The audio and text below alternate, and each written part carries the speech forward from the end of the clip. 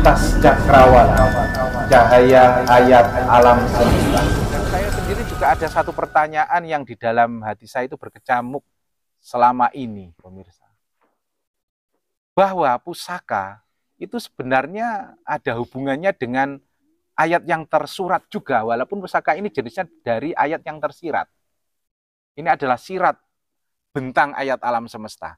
Perwujudan dari ayat alam semesta yang wujudnya itu adalah ayat yang tersirat. Nah, sedangkan yang tersurat itu kan berbentuk kitab suci Al-Quran. Itu mushaf itu, pemirsa. Dan di dalam kitab suci Al-Quran, mushaf itu juga ada ayatnya. Ada ayatnya yang disebut dengan surat Al-Hadid. Itu kan surat besi namanya. Nah, besi itu kan salah satunya juga pusaka ini juga toh. Gitu loh. Kenapa ayat itu pun selama ini itu kayak nggak pernah dinaikkan ke permukaan? Pernah dengar sampean? Ada di manapun istilahnya tempat pendakwahan, penceramahan manapun lah ya. Pernahkah sampean pernah ada yang mewedar surat Al-Hadid? Belum Pernah. Saya sendiri juga nggak pernah istilahnya mendengar ada ulasan-ulasan atau penjabaran fatwa-fatwa ayat suci Al-Quran yang membahas soal surat Al-Hadid, surat besi.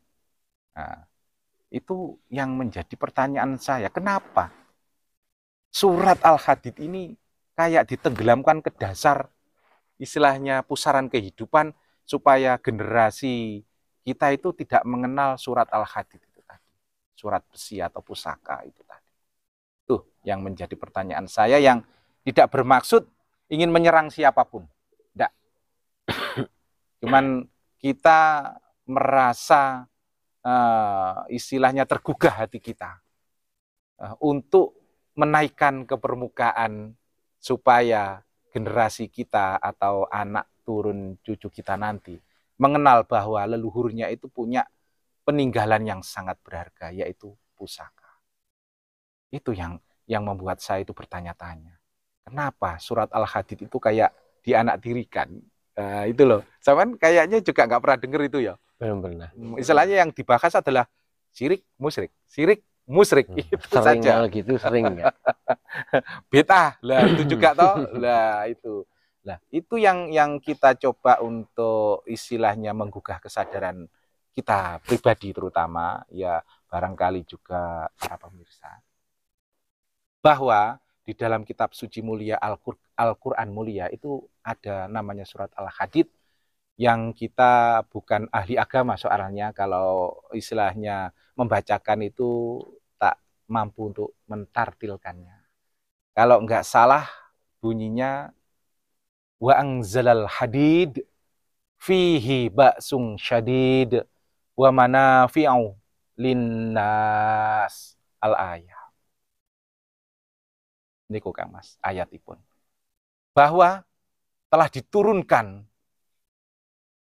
ke muka alam semesta, yaitu pusaka atau besi yang mengandung energi yang sangat syadid atau sangat besar untuk supaya bisa digunakan seluruh manusia, supaya bisa digunakan oleh seluruh hamba Sang Pencipta, termasuk kita-kita.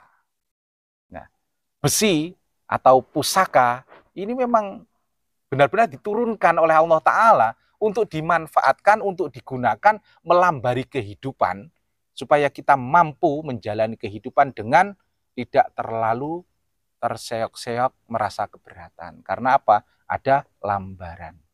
Nah, kenapa tidak digunakan? Wong ini diciptakan, gitu. Nah, ini kan sarana ciptaan Sang Pencipta yang diperuntukkan untuk kita-kita. Nah, jadi kita intinya tidak menggantikan peran Tuhan, gitu. Nah, kita tidak menduakan Tuhan, kita tidak mencekutukan Tuhan, tidak. Tapi kita mencoba untuk mensyukuri, menerima, dan apa itu menjalankan atau mengamalkan atau menggunakan, menikmati anugerah dari Tuhan yang salah satunya adalah berbentuk pusaka. Kenapa tidak kita gunakan? Gitu loh.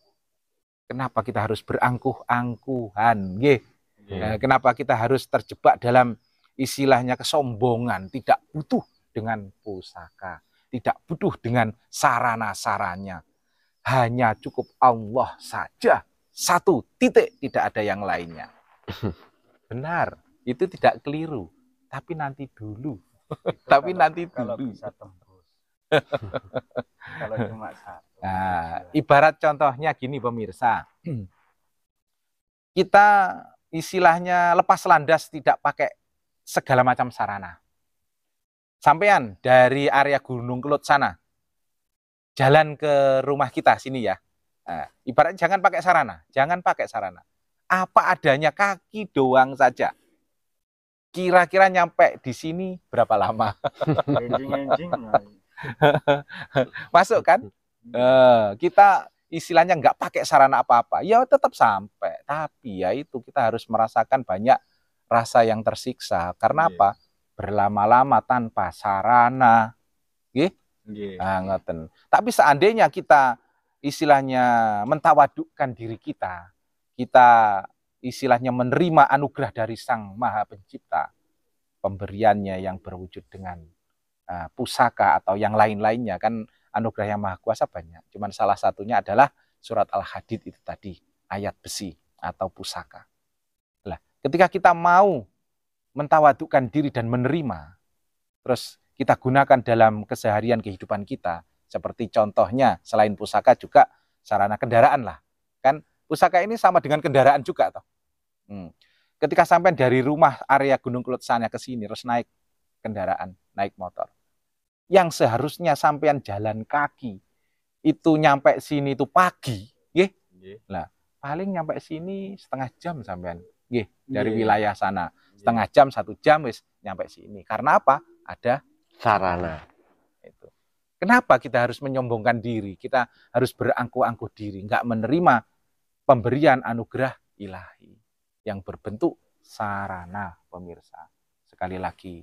Berarti kalau kita itu mau doa, terus pakai sarana ini bisa menembus langit. Fa insyaallah, biidznillah. Semuanya atas izin Allah. Jadi ini adalah salah satu perwujudan dari cahaya doa juga. Karena doa itu kan tidak satu hanya bahasa Arab saja, enggak. Doa itu banyak, gitu. Bahasa Jawa ada, bahasa Inggris juga ada. Nah, ini yang kita bahas adalah bahasa doa cahaya ayat alam semesta. Salah satunya selain pusaka-pusaka yang lainnya termasuk batu mustika, istilahnya kayu aji, kayu mulia seperti bambu atau apa. Ini ada berjenis besi aji, besi mulia yang berbentuk pusaka. Ini juga cahaya doa. Dan yang sangat membuat saya tertarik pemirsa, itu ada salah satu penemuan mustika fatwa. Yang penemuan itu kan nggak harus hanya mustika toh, nggak harus batu mustika atau pusaka atau yang lain-lainnya. Kan ada juga penemuan itu berbentuk fatwa yang membuat saya itu sangat menyukainya. Apakah itu mustika fatwa itu? Itu kalimatnya gini, bahasa Jawanya saja. Tidak ada yang mampu merubah takdir. Tidak ada kecuali doa. Yaitu.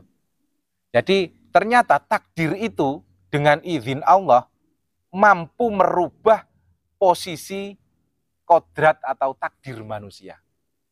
Yang seharusnya dia itu miskin, kalau yang Maha Kuasa sudah berkehendak dengan kekuatan doa sang hamba, itu kemiskinannya akan dirubah menjadi kayanya.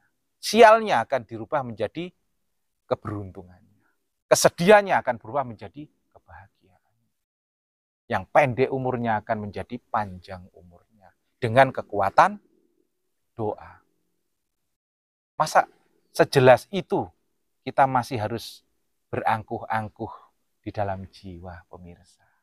Nah, marilah istilahnya di malam Jumat yang suci mulia ini kita mencoba membuka seluruh gelombang rasa kebatinian kita untuk mengeluarkan segala keangkuhan-keangkuhan jiwa, menerima ragam warna alam semesta. Ya, marilah kita istilahnya itu bersambung, seduluran sambung rasa, bermesra-mesra, jangan seperti yang saat ini terjadi di mana-mana, yaitu bertengkar, adu kekuatan, adu kepintaran, saling menjatuhkan sesama saudara seagamaan, bahkan saudara sekenegaraan, saling menghina, mencaci maki. Kan sekarang lagi viral, oke? Ya, Kang Mas. Di mana-mana wis kelihatannya ada orang yang tinggi, ada orang yang makmur, sukses, pasti berdatangan yang ingin menyerangnya, ingin menjatuhkannya dengan alasan edukasi, pembelajaran, pembenaran, atau apa sajalah alasannya. Kalau bisa kita nggak usah ikut-ikut ke arah sana. Ya toh? Nah, kita ngopi-ngopi, ya, cerita-cerita, membaca cahaya ayat alam semesta untuk memperkaya pendewasaan jiwa, supaya sumber daya manusia kita, kalau dibilang bahasa kerennya apa itu? SDM. Nah, itu saya suka dengan bahasa SDM, sumber daya manusia. Nah, itu kita bisa meningkat. Ya maaf, beribu maaf. Ya ini agak sedikit bercanda. Di awal tadi kita bilang pada seluruh